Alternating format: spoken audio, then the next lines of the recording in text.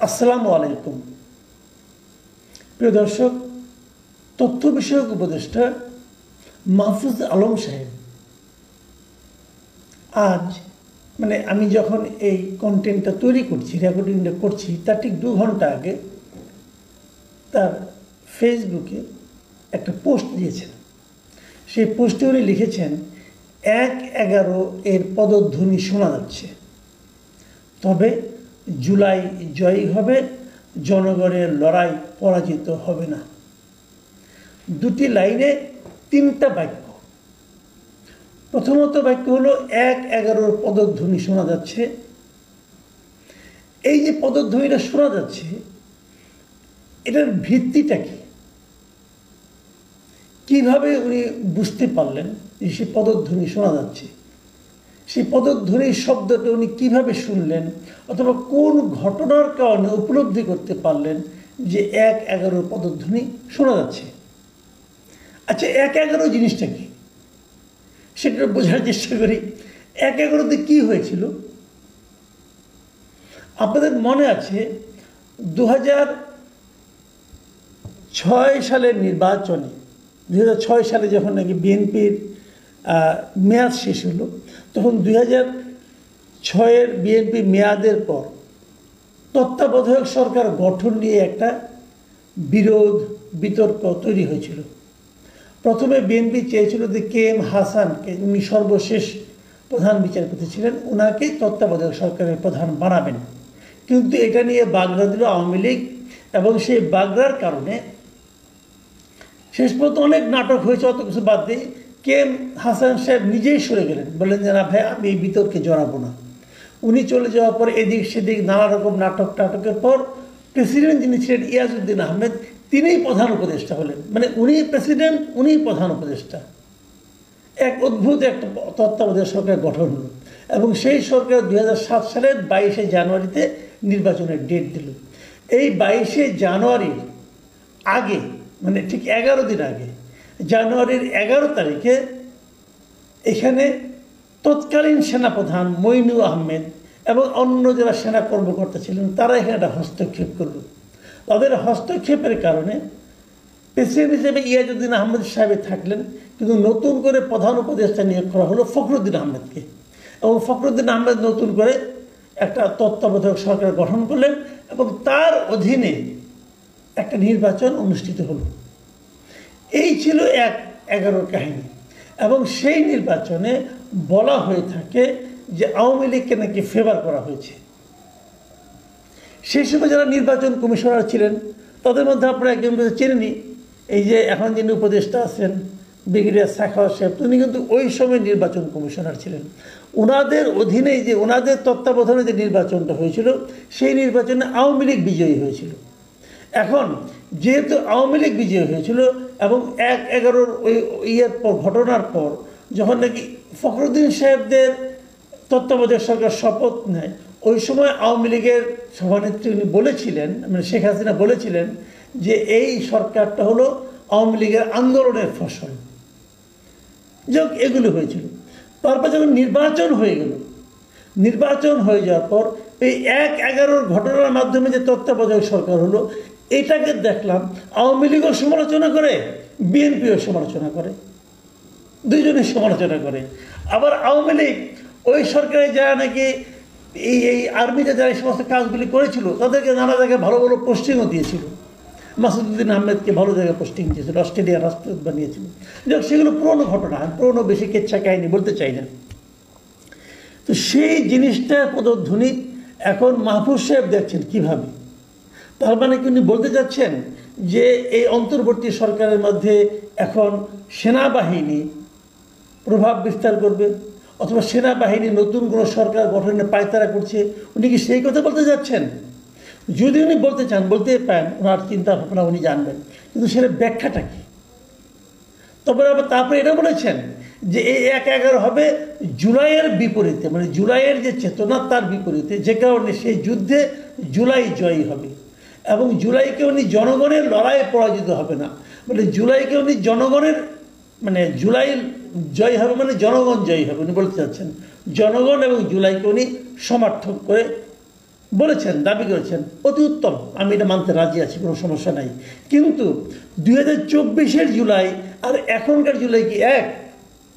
2024-এ এই আন্দোলনের সঙ্গে জনগণের যে সম্পৃক্ততা ছিল, এখন 2025-এর জুলাই সেই আন্দোলনের যারা নিজেদেরকে সিপাহসালা ঘোষণা করছেন, নেতৃত্বের কৃতিত্ব দাবি করছেন, তাদের কি জনগণের উপর সেই প্রভাব আছে?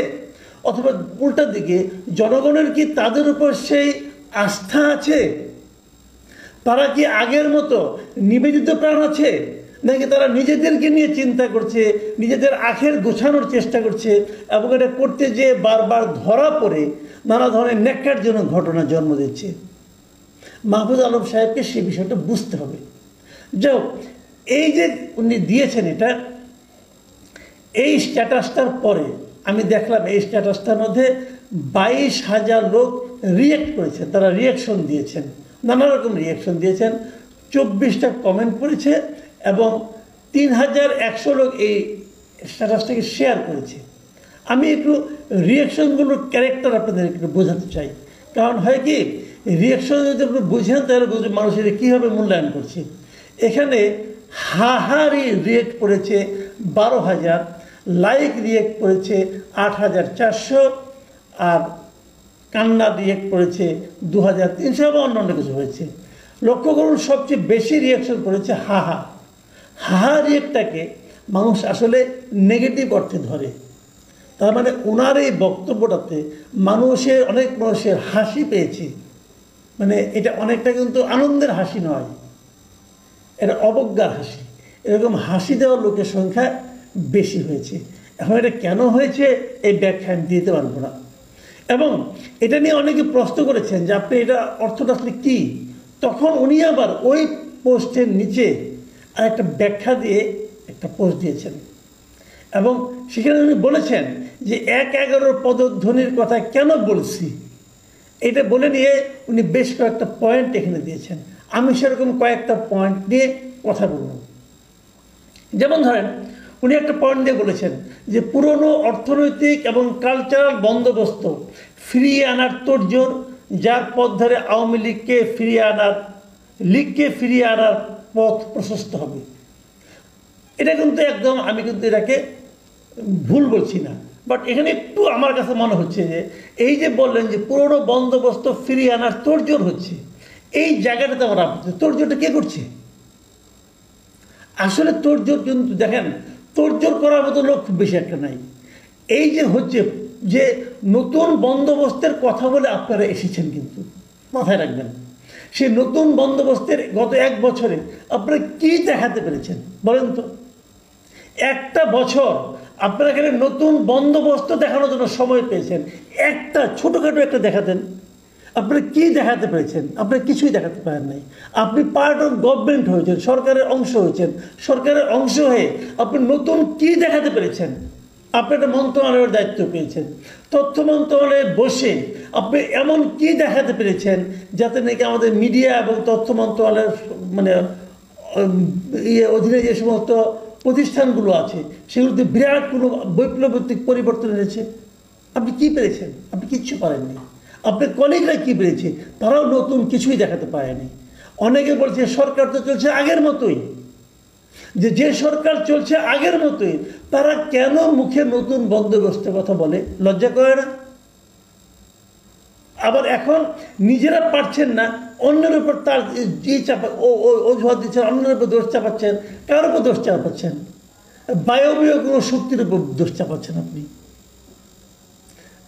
এটা আপনারা যদি ভালো কিছু করতেন, জনগণ আপনাদেরটাই গ্রহণ করত। উনি আরেক জায়গায় বলেছেন, ক্ষমতার দ্বন্দ্বে দলগুলো নিয়ে জনগণের মধ্যে আস্থাহীনতা তৈরি এবং বিরাজনীতিকরণের পুরাতন প্রচেষ্টা। এটা ঠিক, এটা আমি মানি যে জনগণের মধ্যে কিন্তু এক ধরনের আস্থাহীনতা তৈরি হয়েছে এবং বিরাজনীতিকরণের একটা প্রচেষ্টা দেখা যাচ্ছে। কিন্তু আমি যদি জিজ্ঞাসা করি এই বিরাজনীতিকরণের প্রচেষ্টাটা কে করছে, আমি যে জন্য দায়ী করবো আপনার সরকারকে। আপনাদের সরকারে বর্তমান যে ডক্টর ইউনূসের গভর্নমেন্ট আছে, তারাই রাজনৈতিক দলগুলোকে ব্যর্থ প্রমাণ করা নানা ধরনের চেষ্টা করছে। এই যে রাজনৈতিক দলগুলোর বিরুদ্ধে অভিযোগ হচ্ছে যে তারা বিভিন্ন জায়গায় চাঁদাবাজি করছে, দখল করছে, অমুক করছে, তমুক করছে, কেন এটা সরকার ফেরাতে পারে না? চাঁদাবাজি ফেরানো তো সরকারের দায়িত্ব, সরকার কেন ফেরায় না? আপনি পলিটিক্যাল পার্টিগুলিকে দোষ দিতে পারতেন তখন, যদি সরকার কোনো চাঁদাবাজির জন্য কাউকে ধরলে যদি পলিটিক্যাল পার্টিগুলো তাকে ছাড়ানোর জন্য সরকারের উপর চাপ প্রয়োগ করতো, আপনি তখন পলিটিক্যাল পার্টিকে দোষ দিতে পারতেন। কিন্তু সরকার তো ধরেই না। এই যে গুলশানের ঘটনায় এনসিপির কয়েকজনকে ধরা হলো, এর জন্য কি কোনো পলিটিক্যাল পার্টি, এমনকি খোদ এনসিপি, তারা কি সরকারকে চাপ দিয়েছে? চাপ দেয়নি তো, চাপ তো দেয়নি। তাহলে ধরলে তো কেউ না করে না, আপনি ধরেন না কেন? ইচ্ছে করে ধরে না। সরকার এই কাজটা ইন্টেনশনালি করতেছে যাতে নাকি পলিটিক্যাল পার্টিগুলোর উপর মানুষ বীতশ্রদ্ধ হয়ে যায়। যদি সরকারের জন্য দায়ী হয়, তার দায়িত্ব মিস্টার মাহফুজ আলম আপনার উপর পড়ে, কারণ আপনি তো পার্ট অফ গভর্নমেন্ট।